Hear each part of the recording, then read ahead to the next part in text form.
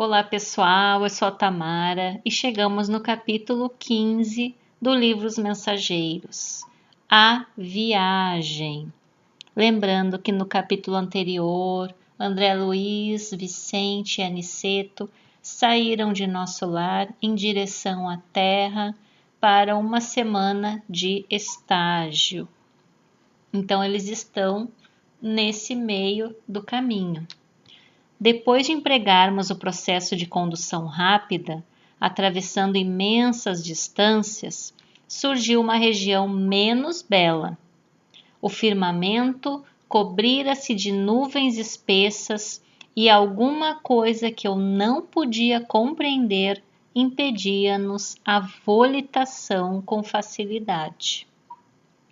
Lembrando que no capítulo 50 foi a primeira vez que André Luiz começou a volitar, no último capítulo do livro Nosso Lar, que foi quando ele conseguiu ajudar a família dele da terra, e aí ele estava voltando à cidade de Nosso Lar, e aí ele conseguiu pela primeira vez volitar. Creio que o mesmo não acontecia ao nosso instrutor, mas Vicente e eu fazíamos enorme esforço para acompanhá-lo. Aniceto percebeu de pronto nossos obstáculos e considerou: será conveniente utilizarmos a locomoção. A atmosfera começa a pesar muitíssimo e não devemos andar muito distante de Campo da Paz. Não precisaremos ir até lá.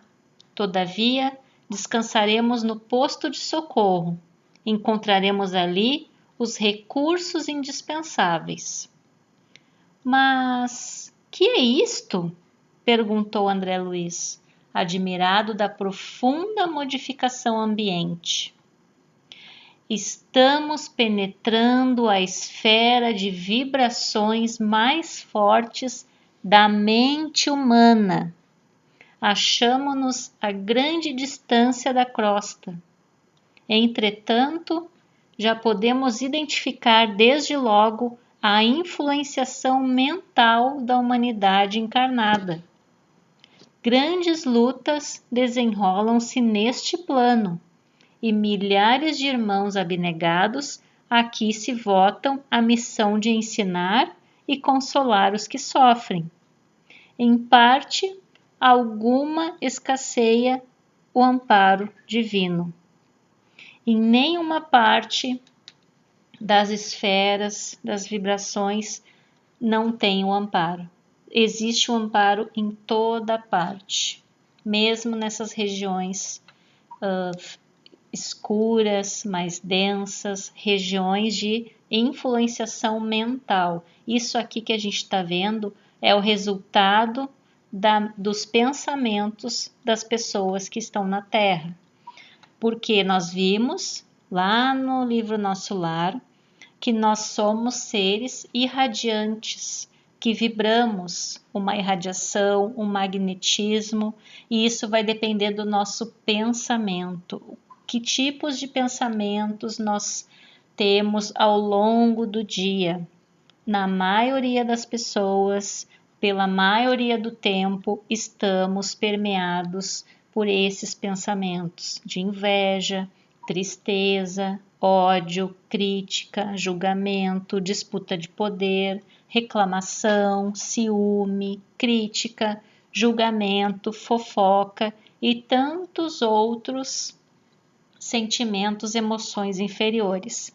Essas emoções que nós temos durante o dia estão contribuindo para tornar a atmosfera espiritual desse jeito, com essas vibrações pesadas, como a gente está vendo aqui no livro, nesse capítulo.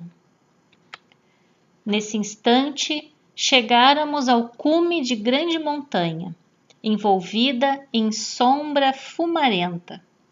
No solo desenhavam-se trilhas diversas, à maneira de labirintos bem formados. Observando-nos a estranheza, Aniceto falou com otimismo: sigamos! Nesse momento, ó Deus de bondade, Alguma coisa imprevista me felicitava o coração. Contrastando as sombras, raios de luz desprendiam-se intensamente de nossos corpos. Extraordinária comoção apossou-se-me da alma. Vicente e eu ajoelhamo-nos a um só tempo, banhados em lágrimas, enviando ao Eterno os nossos profundos agradecimentos, em votos de júbilo fervoroso. Estávamos embriagados de ventura. Era a primeira vez que me vestia de luz. Luz que se irradiava de todas as células do meu corpo espiritual. Aniceto, que se mantinha de pé, a contemplar-nos com expressão de alegria, falou comovidamente. Muito bem, meus amigos. Agradeçamos a Deus os dons de amor, sabedoria e misericórdia. Saibamos manifestar ao Pai o nosso reconhecimento. Quem não sabe agradecer, não sabe receber, e muito menos pedir. Que frase potente para a gente refletir.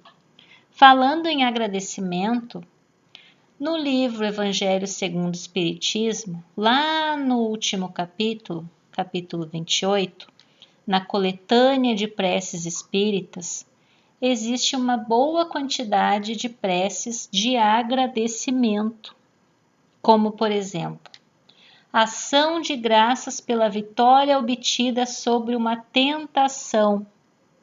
Se a gente percebeu que a gente conseguiu calar no momento em que a gente queria xingar, foi uma tentação. A gente conseguiu vencer a preguiça num momento, foi uma tentação.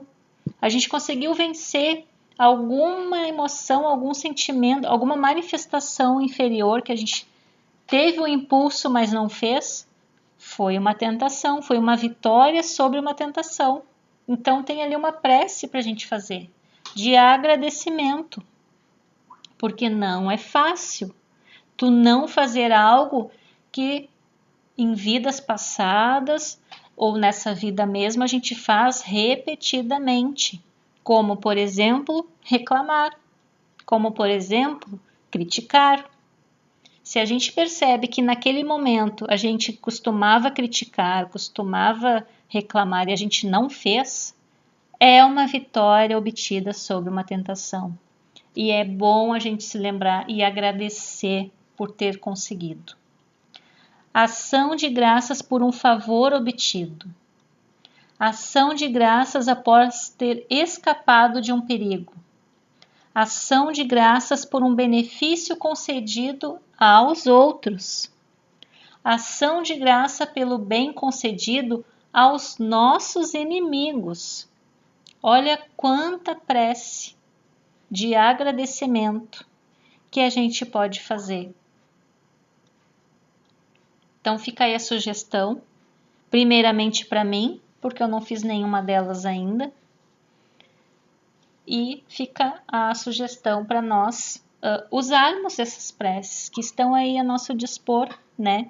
Pois quem não sabe agradecer, não sabe receber e muito menos pedir. Durante muito tempo, Vicente e eu mantivemo-nos em prece repleta de alegrias e de lágrimas. Em seguida, retomamos a marcha como se estivéssemos vestidos em sublime luminosidade. As surpresas, no entanto, sucediam-se ininterruptamente. Aquelas vias de comunicação eram muito diversas, das que conhecia até ali. Mergulhávamos num clima estranho, onde predominavam o frio e a ausência de luz solar. A topografia era um conjunto de paisagens misteriosas, lembrando filmes fantásticos da cinematografia terrestre. Um desses filmes, por exemplo, o filme Senhor dos Anéis, que tem uma paisagem bem parecida com essa que André Luiz está nos narrando. Picos altíssimos semelhavam vigorosas agulhas de treva, desafiando a vastidão. Descíamos sempre, como viajores ladeando escuros precipícios, em país de exotismo ameaçador. Esquisita vegetação subia do solo. De espaço em espaço, entre os grandes abismos, aves de horripilante aspecto surgiam, medrosas, de quando em quando, enchendo o silêncio de pios angustiados. Rija ventania soprava em todas as direções. Fundamente assombrado, cobrei ânimo e perguntei ao nosso instrutor: que dizeis de tudo isto? Ignorava que houvesse tais regiões entre a crosta e a nossa cidade espiritual. À nossa frente, sinto um mundo novo que me é totalmente desconhecido. Por quem sois, nobre Aniceto? Nada vos pergunto por ociosidade, mas estas terras me surpreendem profundamente. Aniceto, sempre amável, sorriu docemente e respondeu: todo este mundo que vemos é continuação de nossa terra. Os olhos humanos veem apenas algumas expressões do vale em que se exercitam para a verdadeira visão espiritual, como nós outros que, observando agora alguma coisa, não estamos igualmente vendo tudo. Este, André, é um domínio diferente. A percepção humana não consegue aprender senão determinado número de vibrações. Comparando as restritas possibilidades humanas com as grandezas do universo infinito, os sentidos físicos são muitíssimo limitados. O homem recebe reduzido noticiário do mundo que lhe é moradia. É verdade que tem devassado com a sua ciência problemas profundos. A ciência está pesquisando, está descobrindo. A astronomia terrena conhece que o Sol, por medidas aproximadas, é 1.300 mil vezes maior que a Terra e que a estrela Capella, essa aqui eu acho, é 5.800 vezes maior que o nosso Sol. Sabe que Arcturo equivale a milhares de sóis, iguais ao que nos ilumina. Está informada de que Canopus corresponde a 8.760 sóis, idênticos ao nosso. Reunidos, mediu as distâncias entre o nosso planeta e a Lua, acompanha certos fenômenos em Marte, Saturno, Vênus e Júpiter, sonda os milhões de sóis aglomerados na Via Láctea, conhece as estrelas variáveis, as nebulosas espirais e difusas, e não param as observações humanas na grandeza ilimitada do macrocosmos. Como a gente já comentou em capítulos anteriores, né? Nós não somos nada diante desse imenso universo. Nós somos um grão de areia e olhe lá, vendo tamanha grandeza dos outros planetas, do Sol e de outras constelações e do universo infinito. A ciência vai igualmente aos círculos atômicos, analisa a materialização da energia, o movimento dos elétrons, estuda o bombardeio de átomos e esquadrinha corpúsculos diversos. Mas todo esse trabalho com a colaboração das lunetas de alta potência e dos geradores de milhões de volts. Ainda é serviço que apenas identifica os aspectos exteriores da vida. Há, porém, André, outros mundos sutis, dentro dos mundos grosseiros, maravilhosas esferas que se interpenetram.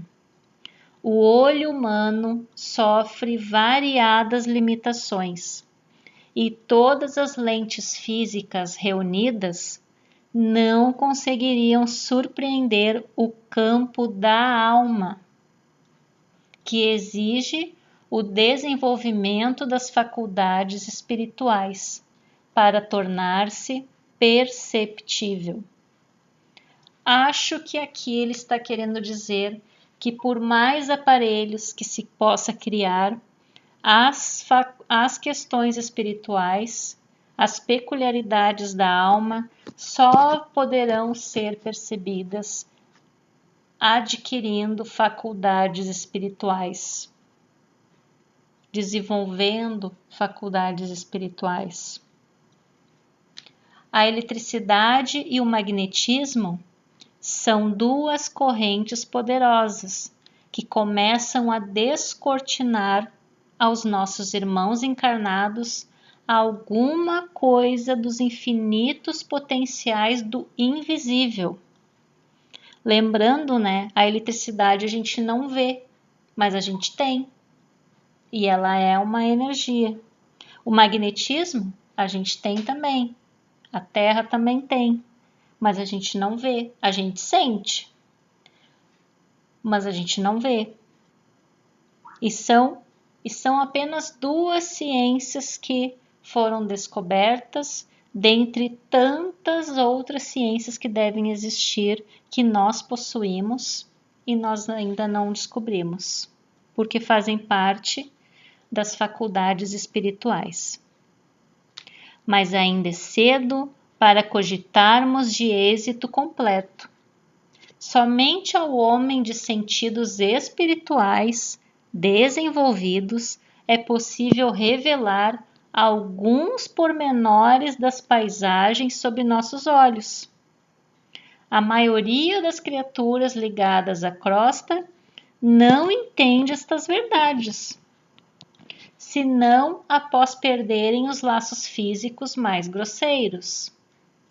É da lei que não devemos ver senão o que possamos observar com proveito. Nessa altura, Aniceto calou-se. Então, como a gente estava falando aqui no capítulo, né?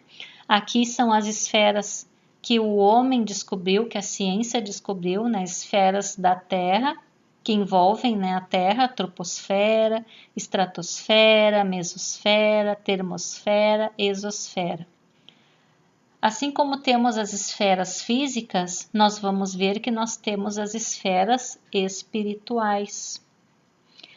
E além das esferas espirituais, temos o magnetismo, que a ciência, o homem estão descobrindo.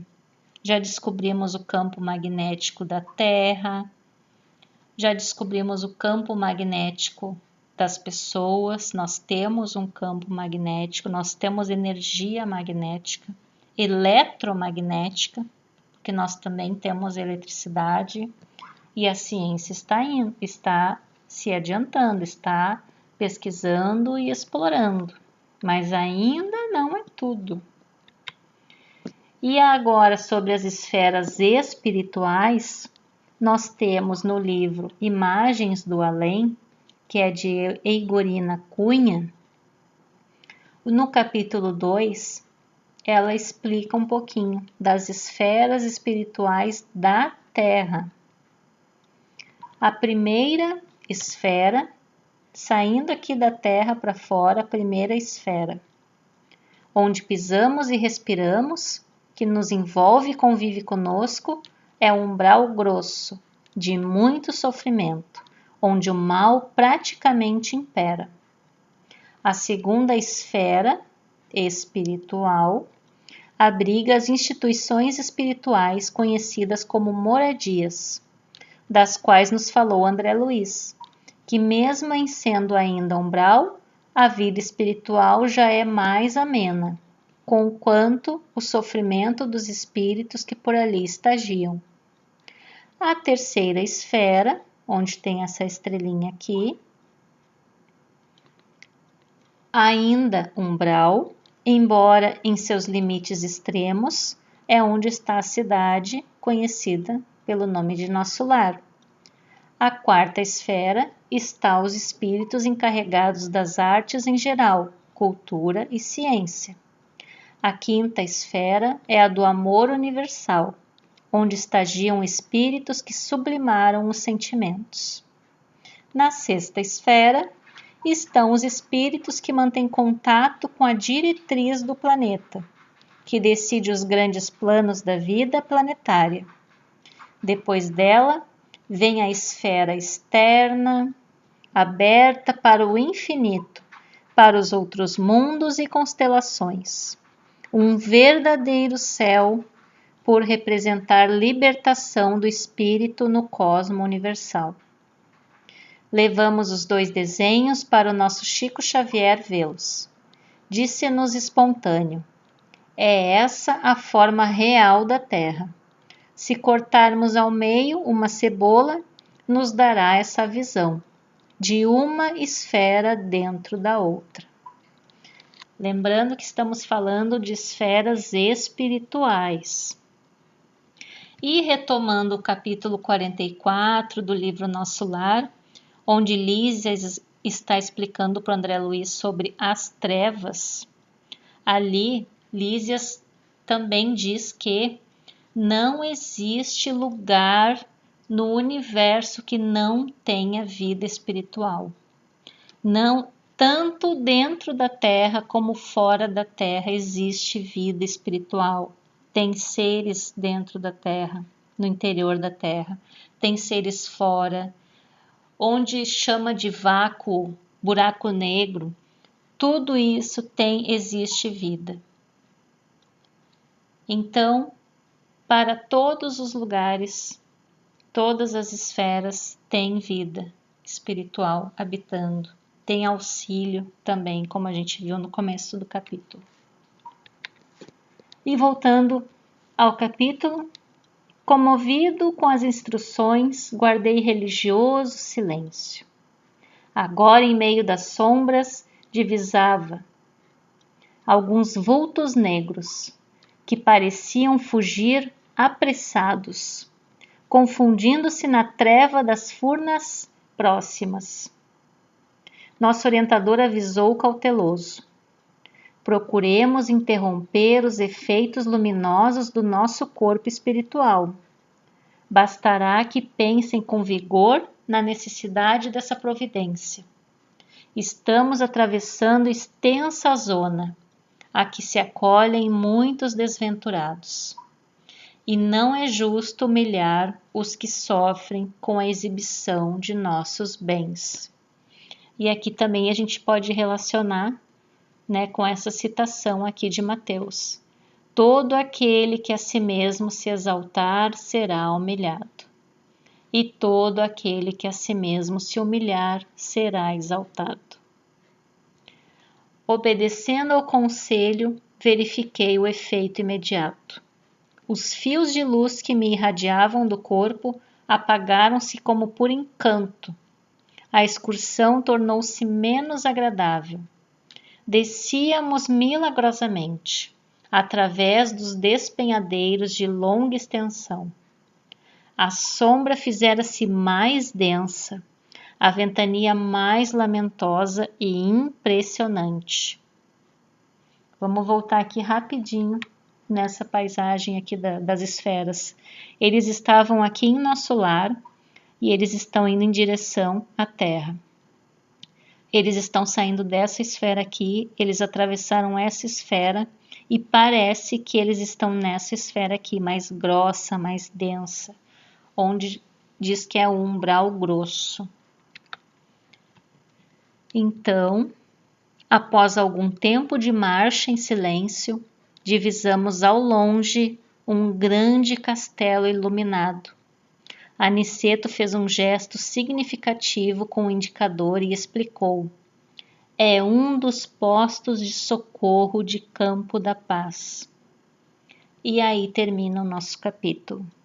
Que a gente possa refletir sobre as nossas irradiações mentais, o que a gente anda pensando durante o dia Será, se a gente for medir, é mais pensamentos bons, positivos, ou é mais pensamentos de angústia, negativos, de medo, de crítica, de julgamento, de reclamação? Vamos refletir se a gente agradece pelo que a gente viu ali, os exemplos do Evangelho, se a gente agradece os bens que a gente tem, o benefício aos outros, o benefício aos nossos inimigos. Será que a gente agradece? Eu ainda não agradeço. Mas fica aí para a gente refletir na importância dos nossos pensamentos, a importância em vigiar os nossos pensamentos, em tentar sempre direcionar para o alto, fazer uma leitura boa, uma música boa, tudo que nos ajude a estar sempre com um pensamento elevado, irradiando pensamentos bons, porque a gente está vendo aí, né, na nossa casa, se a gente estiver pensando muita coisa, muita emoção negativa, a gente vai estar poluindo energeticamente a nossa casa também. Então fica aí a reflexão, tema de casa, vamos refletir, agradecer e vigiar os nossos pensamentos. Um abraço a todos e fiquem com Deus. E até o próximo capítulo.